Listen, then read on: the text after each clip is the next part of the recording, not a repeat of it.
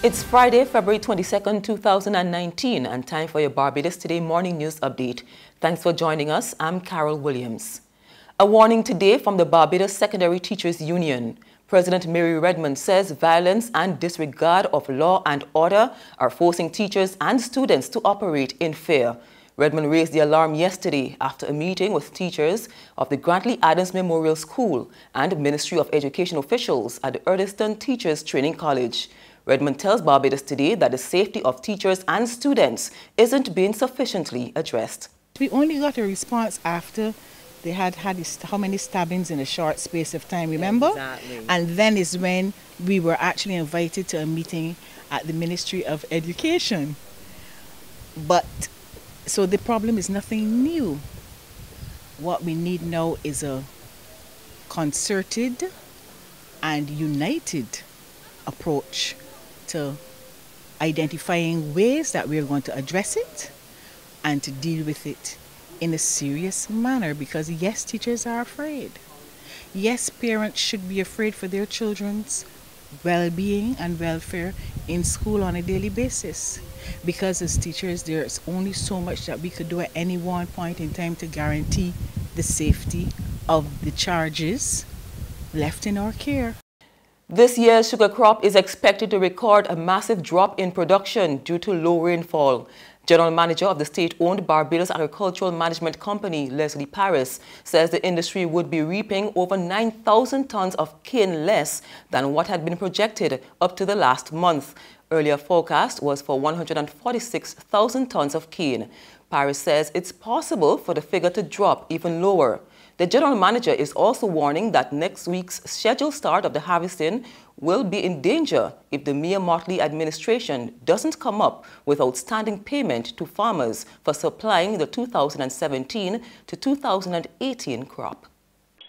Essentially, the Portland factory, all maintenance repairs have been completed at the factory, and we are ready to start steam trials in the next 2 to 3 days, which will be latest Monday.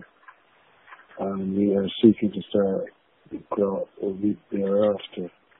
The start of the crop, however, will be subject to certain matters currently being considered by government relating to the payment to farmers for cane supplied in 2017-2018. That is the final cane payments for that period. So subject to that being dealt with, we are hoping that will be dealt with today.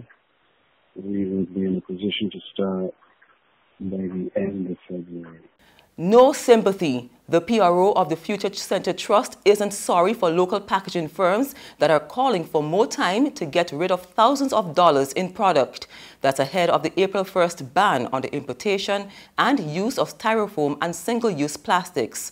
At least one packaging firm has confirmed it has a 20-foot container on the way to Barbados with 1.4 million bags and 2 containers with styrofoam products, which were ordered at the end of last year. But Cami Holder says the firms should have known better. That there was ample notice for importers and manufacturers. Some of them had the audacity to say that they imported container loads last year, knowing that this ban was happening. This initiative was first started in 2010, when we first had no plastic bag day. And last year, we amplified what was coming. And some of them still went ahead and ordered stuff. So I have no sympathy. There's regional and international news after this short break.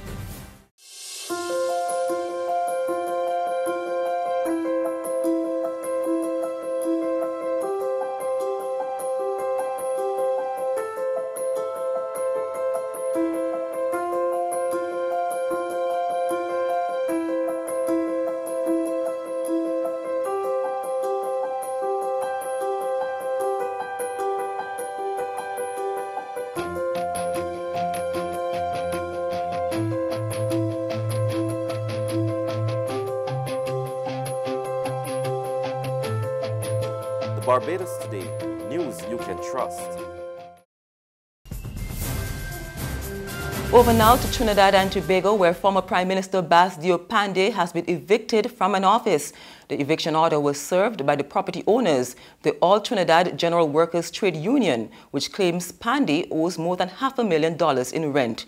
Pande, who occupied the office for more than 40 years, is disputing this and is threatening legal action. More from CNC3 News.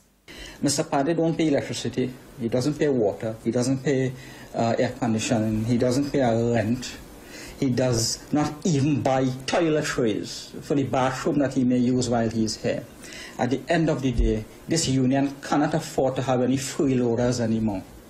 President of the All Trinidad General Workers Union, Nirvan Maharaj, setting the record straight as he and his union evicted former Prime Minister and head of the BSTU Pande Foundation, BSTU Pande.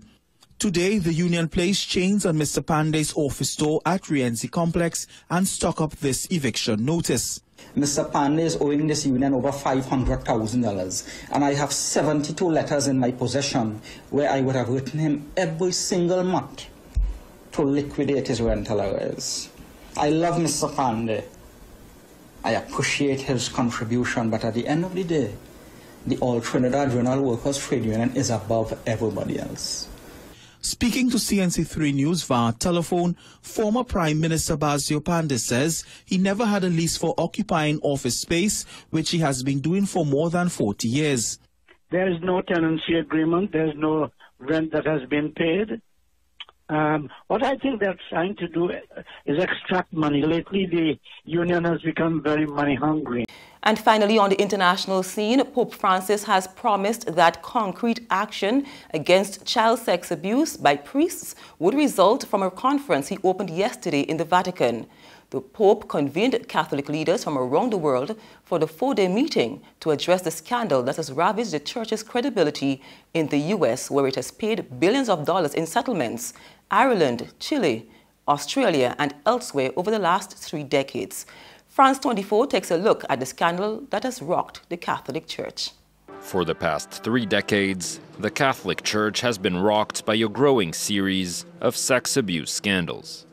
In the United States, over 100,000 children are thought to have been abused by priests since the 1950s. And in Ireland, the Church was found guilty of covering up clerical child abuse on a large scale, with some 14,500 cases reported there between 1930 and 1990. In Australia, a commission found that 7% of priests were known child abusers and that some 4,500 children had been sexually abused since the 1950s. And in Germany, a study found that over 3,600 minors were sexually assaulted by members of the clergy in the past 70 years. Faced with a growing list of scandals, the Vatican has often been accused of protecting itself rather than the victims, and in some cases, of covering up the incidents. In 2010, Pope Benedict became the first head of the clergy to publicly acknowledge the issue, and in 2014, Pope Francis set up the first commission for the protection of minors within the Church. In August 2018, he became the first pope to ask the victims for forgiveness. That's news, but for the very latest, visit our website at www.barbadostoday.bb. You can also subscribe to our e-paper, email updates, or like us on Facebook, and sign up for breaking news alerts via WhatsApp. We're also on Izumi Media in bus terminals, as well as screenplay at supermarkets and gas stations near you. You can also hear us on Mix 96.9 FM and Capital Media HD 99.3 FM. I'm Carol Williams. Have a good day.